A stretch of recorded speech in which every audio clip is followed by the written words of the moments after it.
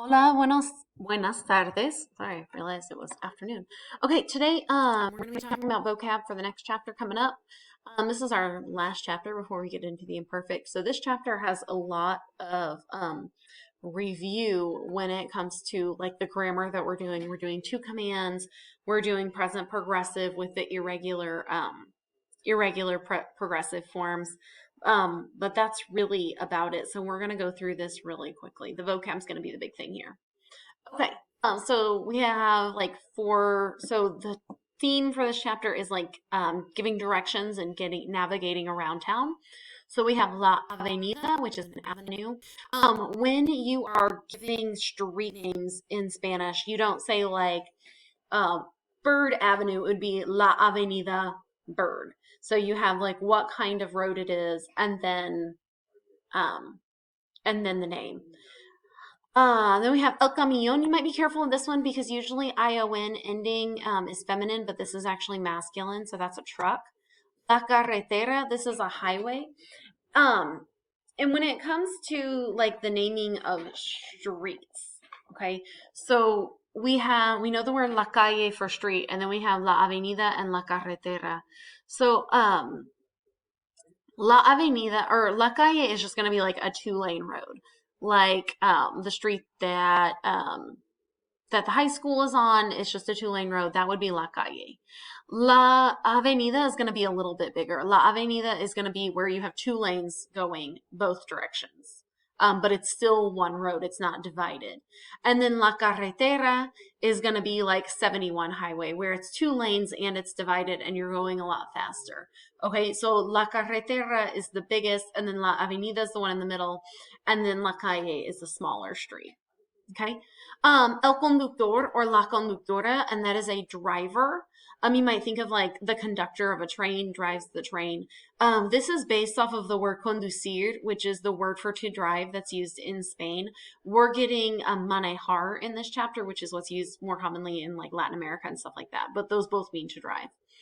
El cruce de calles is an intersection, so it's like the crossing of streets. La cuadra is a block. In Spain, they call la cuadra una manzana, an apple, which I don't understand why, but they do. La esquina, and that's the corner, or that's a corner. And la esquina is going to be like on the outside. So if I'm just going to use my phone. So like this part would be la esquina, and then this inside corner would be el rincón. So they're very specific about what corners. So, but when we're talking about giving directions, we're going to be using la esquina. La estatua is a statue, that's a cognate. La fuente, a fountain, that's kind of a cognate too. El peatón, that's a pedestrian. When it's plural, you lose the accent mark on there. El permiso de manejar is a driver's license, so it's like the permission for driving. La plaza is just a word that we borrowed from Spanish. It's originally Spanish. La plaza is a plaza. El policía or la policía is a police officer. So if you're just using like la policía by itself, it can mean either a female police officer or the police force. And so in like older textbooks, it's listed as like el policía or like la mujer policía. So like a female police officer, but we're kind of moving away from that. So el la policía. Poner una multa is to give a ticket. Okay. El puente is a bridge. Oh, I forgot to mention on La Fuente, that's one that ends in an E, which is usually an indicator for masculine, but it's feminine. Sorry, I forgot to mention that one. El puente, the bridge, es para cruzar los ríos or cruzar el agua. El semáforo is a stoplight. La señal de parada is a stop sign. So it's like the signal for stopping. So this word la parada is the noun for stop. Okay. Then we have el tráfico, cognate. Ancho or ancha is wide. Basta is enough. And there's another one that's going to be coming up here in a second that we use those two pretty frequently together, like basta ya. So we have basta, which is enough, and then ya, which is already. So you hear those pretty commonly used together. Basta ya, like enough already, cut it out. De acuerdo is okay or like agreed. And if you're going to use a verb with it, you would use a star. Dejar is to leave or to let. So whenever you like leave something behind, this is the verb that you would use. Déjame en paz, that's a command. Leave me alone, like leave me in peace. Despacio is slowly. Esperar is to wait. You also use this for to hope for. So if you've ever heard, like, seen someone named Esperanza, the name, it's hope, and that's the noun that comes from this verb, esperar. Estar seguro or estar segura, it's to be sure. Estrecho or estrecha is narrow, so that's the opposite of ancho. And if you think about it like stretched, if something is stretched out, it's narrow.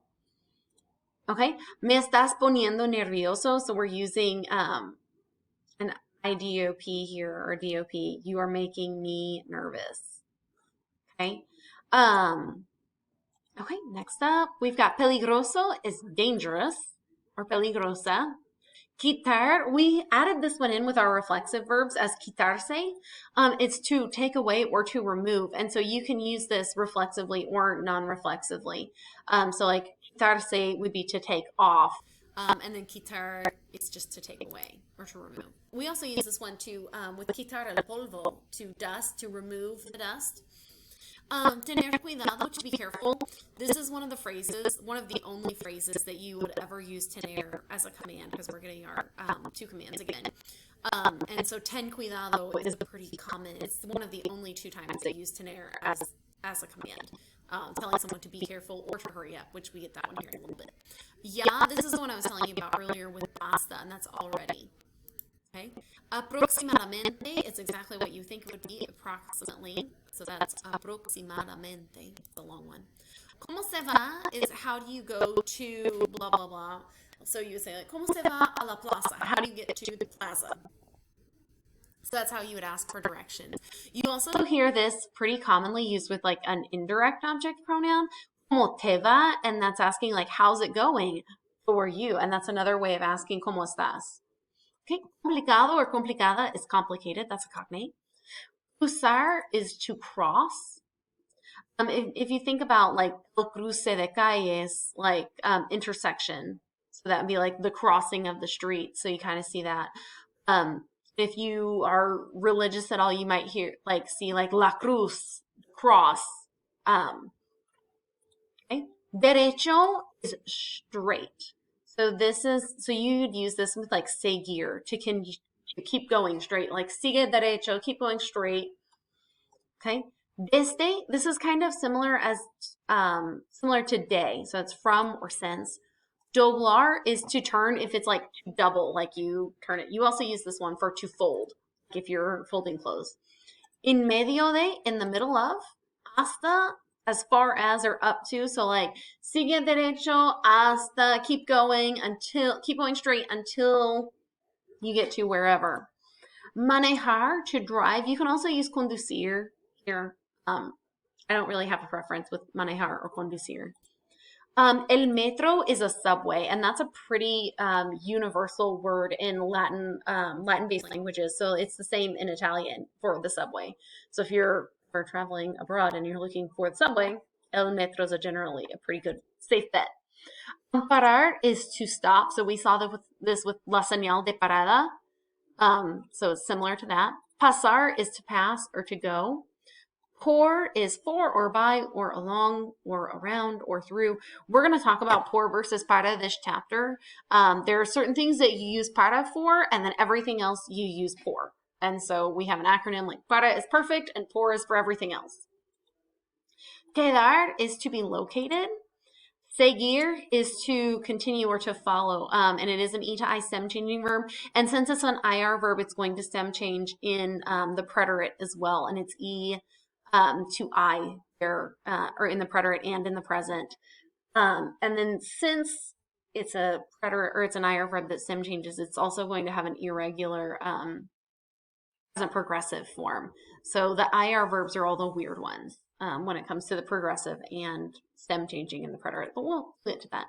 Tener prisa, this is the only other time that you're going to use tener as a command, and that's to be in a hurry. So if you tell someone ten prisa, it's like hurry up. Okay, and then the last thing that I'm going to have for you guys are the irregular to commands. You can't see that on there, but here's what they are. Ven temponsal as di se ve. So we're gonna get those again. Vente ponsalas di se ve. So there's a song. I'll probably make you listen to it because I'm mean and like things to be stuck in your head. But we will use this when we're giving. We will use these when we're giving directions. So you like go here, leave this place, sal de here, ten prisa, hurry up, ten cuidado, be careful, stuff like that. Okay, if you guys have any questions about this vocab, please let me know, and I will see you guys soon. Adios.